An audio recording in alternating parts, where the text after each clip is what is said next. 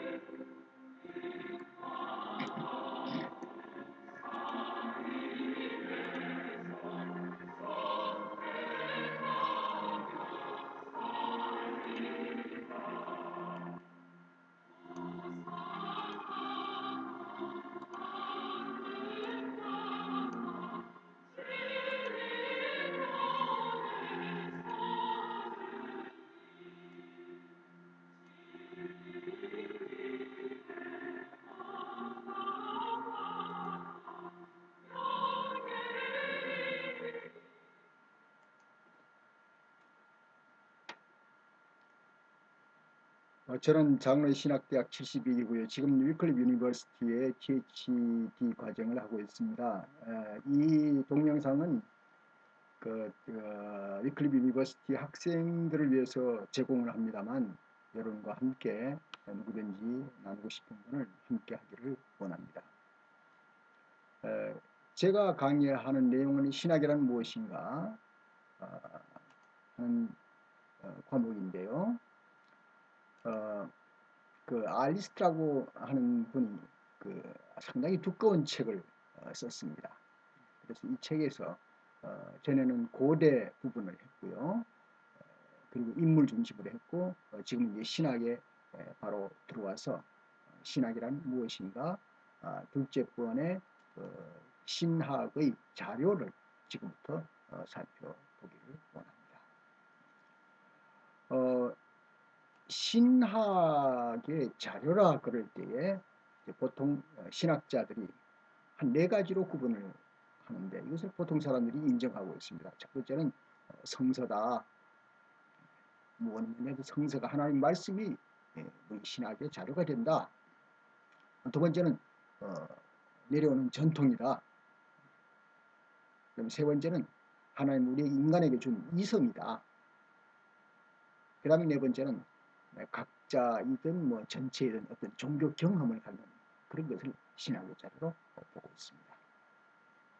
이것은 뭐 저게 생각하기를 신학의 자료이면서 동시에 그 신앙생활에 좋은 기초가 된다. 그렇게도 생각이 되어집니다.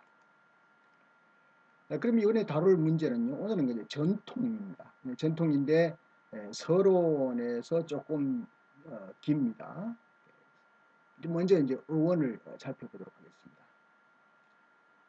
전통이라는 말은 라틴어 트라치디치오 넘겨줌이나 물려줌이나 전해줌이라고 하는 그런 뜻을 가지고 있습니다. 여러분 신약 성경에서 보면은 바울이 그의 독자들에게 이르기를 자기는 기독교 신앙의 핵심 내용을 전하는데 그것이 다른 사람들에게부터 받은 것을 전한다고 말을 했고요. 누가복음 1장 2절에도 전하여 준 그대로 내력을 저술하려고 그러니까 물려받은 것을 내가 전달하려고 하는 의도가 있다 하는 그런 내용이 실려져 있습니다. 그래서 전통이라는 것은 말이죠. 그것이 가르침을 전달하는 행위가 되고요. 첫 번째는. 두 번째는 이 가르침에 대한 내용이 함께 되겠습니다. 행위만 아니라 내용도 포함되는 것이고 내용만 아니라 행위도 포함되는 그런 내용이 되겠습니다. 그래서 디모데후서 1장 14절은 이렇게 말씀했죠. 내게 부탁한 아름다운 것을 지키라 라고 강조하고 있습니다. 그러나 또한 신약 성경은 그 전통이라는 관념을 신성한 권위가 없는 인간들의 관례라고도 평가를 하고 있습니다. 그것은 이제 성경 예수님께서 말씀하신 마가복음 7장 13절을 볼 수가 있는데요. 이 부정적인 평가죠. 너희가 전한 전통으로 하나님의 말씀을 폐한다. 그렇게 예수님께서 말씀했습니다. 이럴 때에 진정한 전통이 무엇인가 하는 문제를 가지게 되는 것이죠. 전통의 문제에서 늘 어떤 도전을 받았던 것이 있습니다. 그것은 이단 세력인데요. 그 이단 세력은 영지주의자라고 하는 이단의 논쟁이 있습니다. 이것을 이제 신학자 이레나이우스가 비판했습니다. 이레나이우스는 영지주의자들은 성경을 제멋대로 해석을 한다. 이레나이우스가 주장하는 요점은 기독교의 가르침과 삶의 해석은 어디까지나 사도시대 안에서 정착되었던 그 내용을 가지고 연결해서 꼬리를 물고 내려와야 그것이 바로 전통이 될 수가 있지 않느냐, 그렇게 보는 것입니다. 예. 사도시대라는 것은 이제 대체로 기독교 안에서 예수 그리스도가 부활한 그때부터요, AD 한 35년부터 시작해서요, 마지막 사도가 사망한 때까지, 그래 약 한 90년, AD 90년까지의 기간을 말합니다. 많은 교회들이 이때 형성된 개념과 관례들을 그 규범으로 해서 그래서 지켜나가기를 원하고 있는 것입니다. 영지주의자들은 말이죠, 실상 사도에게서 유래된 것이 아닙니다. 그들은 그들대로 어떤 비밀스러운 하늘의 진리가 있다고 말을 합니다. 제가 군에 있을 때에 어떤 군 같이 근무하는 동료를 만났는데요. 그 동료가 제가 기독교인인 줄 알고 가까이 접근했습니다. 접근해서 나에게 말하기를 나 참 비밀스러운 진리가 있다. 한번 와봐라. 그게 바로 전두환 와보라는 겁니다. 비밀스러운 것은 뭐 별것 아닙니다. 뭐 복숭아가 뱀이 복숭아하고 관계가 진하다. 어느 것이 우리가 먹지 말아야 할 음식인데 그건 그대로 올라가서 아주 어떤 진리가 해석을 해주고 있다. 하여튼 복잡한 그런 얘기를 하는데요. 그것은 결국 진리가 자기들이 어떤 독점한 비밀스러운 것이 있다고 하는 그런 표현이거든요. 영지주의를 이제 공부하면서 그 사람의 얘기가 생각나네요. 그러나 이레나이우스는 말이죠. 이제 이분이 140년에서 200년 사이의 사람인데요.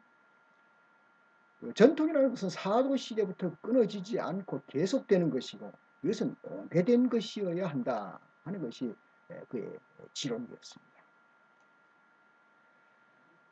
그렇다고 하면 이제 그 전통이 가지고 있는 것을 한 세 가지 부류를 말할 수가 있는데요. 이 세 가지 부류가 첫 번째는 보편성입니다. 유니버설리티가 되겠습니다. 두 번째는 엔티퀘티, 세 번째는 컨센서스. 이 세 가지 보편성과 고대성과 일치성, 이 세 가지를 볼 수가 있습니다.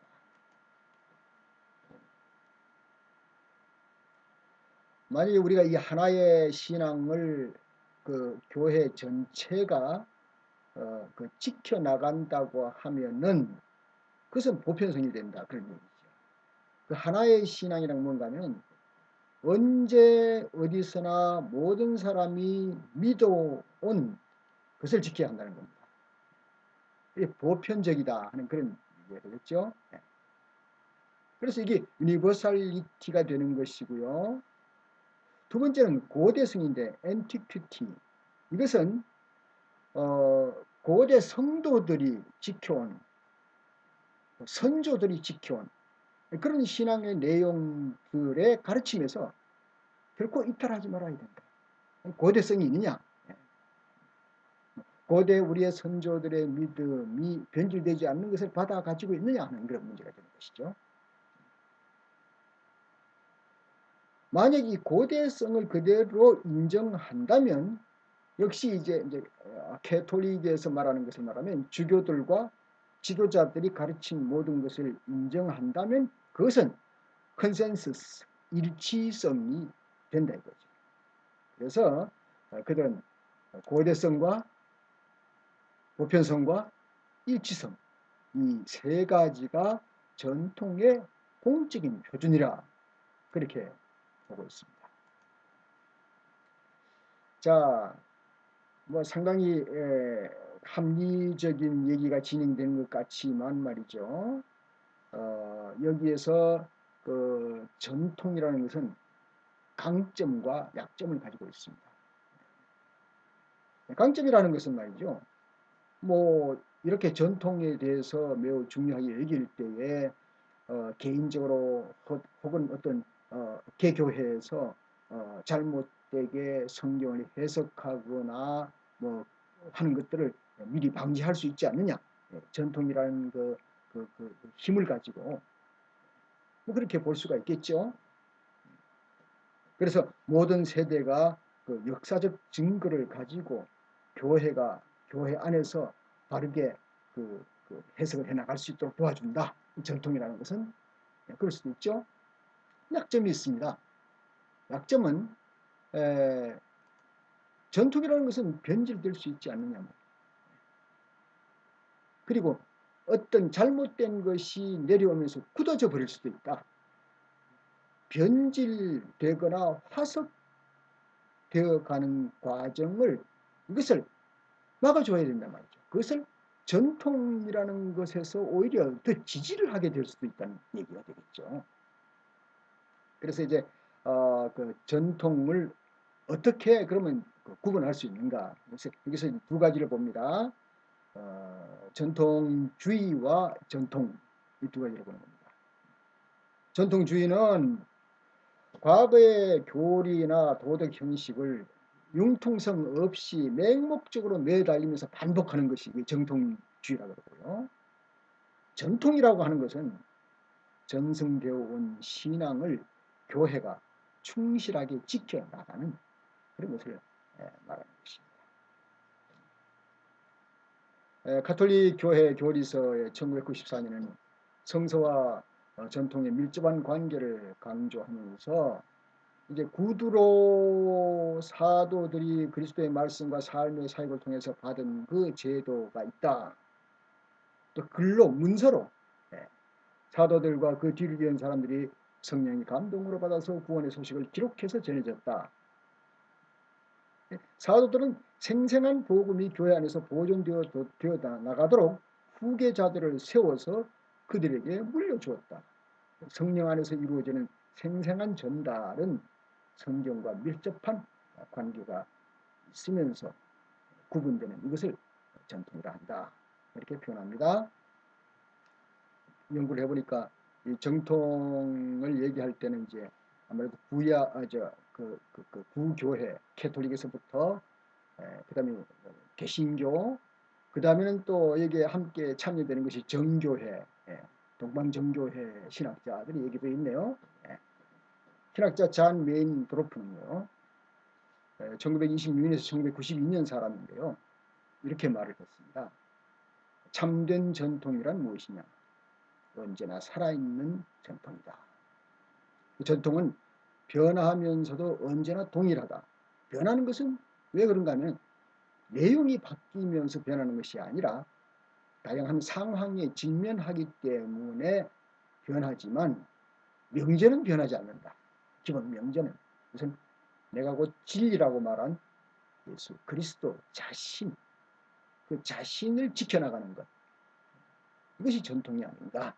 따라서 전통이라는 말은 어떤 전달되는 대상뿐만 아니라 영적인 통찰들을 평가하고 판별하여서 한 세대에서 한 세대로 전해주는 적극적인 성찰 과정까지도 전통으로 봐야 된다. 그런 얘기가 되겠습니다. 여기에 이제 전통이라는 것을 이제 어떤 원천이 하나다 혹은 둘이다 하는 것으로 이제 구분이 됩니다. 첫 번째는 이제 단일 원천이 있습니다.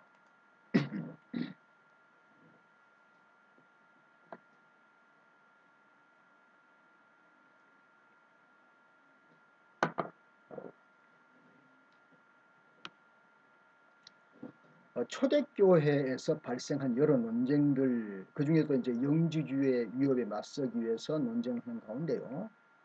성서 구절들을 이해하는 전통적인 방식이 발전하기 시작했습니다. 생각해 보니까 이단 때문에 어떤 기존 교회가 오히려 더 발전하지 않았느냐, 이론적인 정립이 더 확대되지 않았느냐, 그렇게 생각이 저는 듭니다. 리옹의 이레나이우스, 오늘은 이 사람 얘기가 많이 되는데요.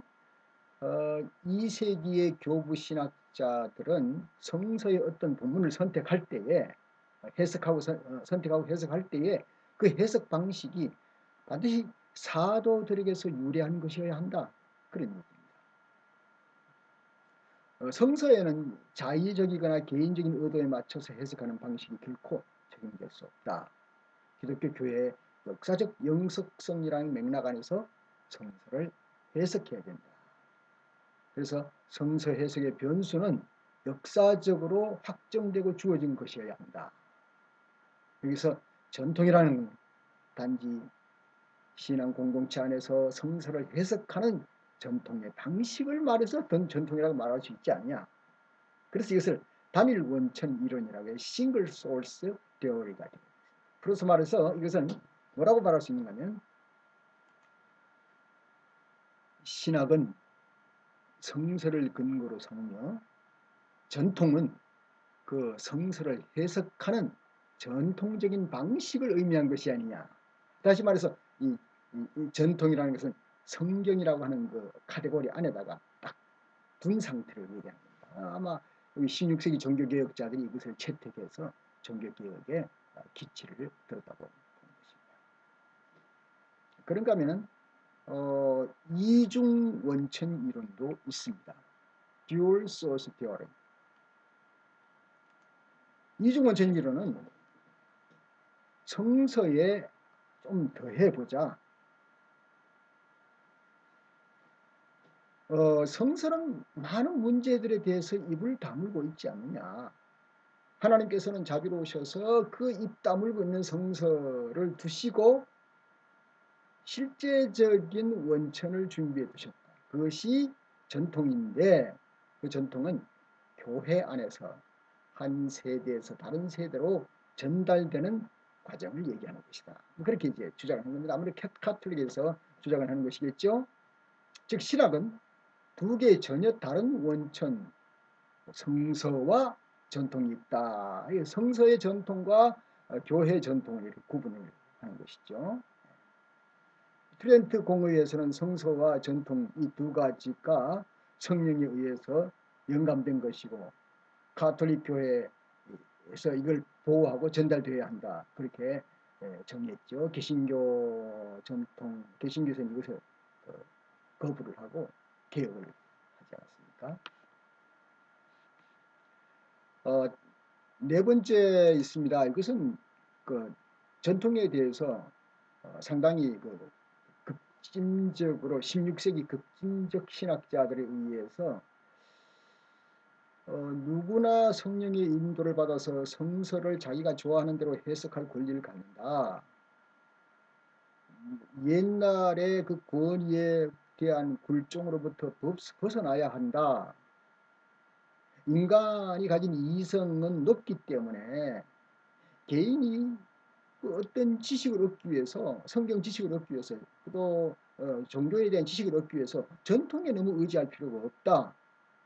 그래서 이들은 이제 뭐 유아 세례 관습이라든가 삼위일체 관습이라든가 뭐 이런 것들까지라도 좀 무시하면서, 더 나아가서는 아주 위험한 거지만 그리스도의 신성 교리까지도 부적법하다고 얘기했던 바가 있습니다. 그러나 최근에 수십 년 사이에 기독교 신학에서 새로운 전통에 대해서 다시 관심이 되는 과정에서 계몽주의의 그 영향력이나 사상 좀 수그러드는 그런 현상이 되게 되었습니다.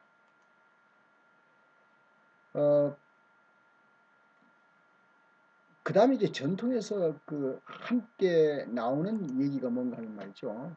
신학과 예배 문제가 등장되는군요. 예전과 전통의 중요성을 좀 말하는 겁니다.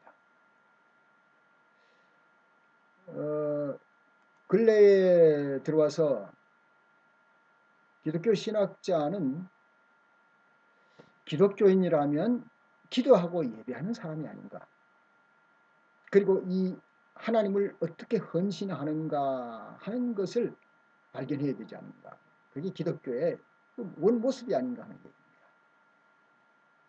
그 렉스 오란디, 렉스 크레덴티라고 하는 그 라틴어 구절이 있는데요. 이것은 이제 풀어서 말하면 당신의 기도가 당신의 믿음을 결정한다. 그렇게 번역이 됩니다.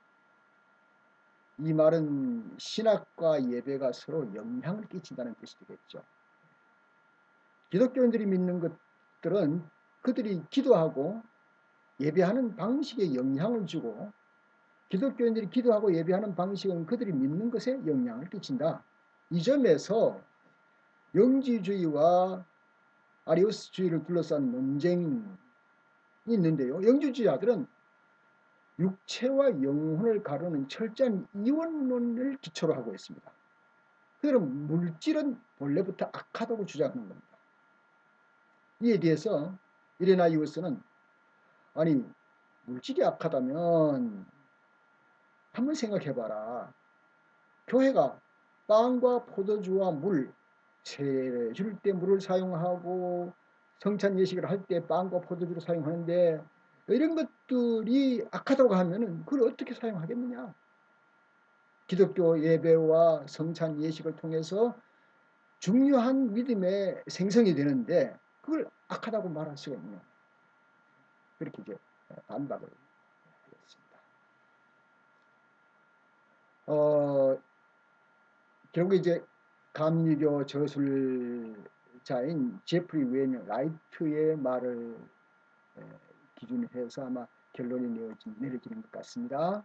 이분은 1939년에 출생했는데요. 1980년에 그 송영이라는 책에서 이렇게 말을 했습니다. 교회 예전은 순전히 감정적인 수준에서 끝나는 것이 아니라 이것은 지성적인 요소도 포함하는 것이다. 따라서 예배와 신학적 성찰은 유기적으로 하나가 되고 그런 까닭에 신학과 예전의 밀접한 관계는 자연스러운 것이다. 이렇게 말을 했습니다. 오늘 대체로 전통에 대해서 여기까지 공부하고 다음에는 이성에 대해서 함께 살펴보려고 합니다. 도와주셔서 대단히 감사합니다. 안녕히 계세요.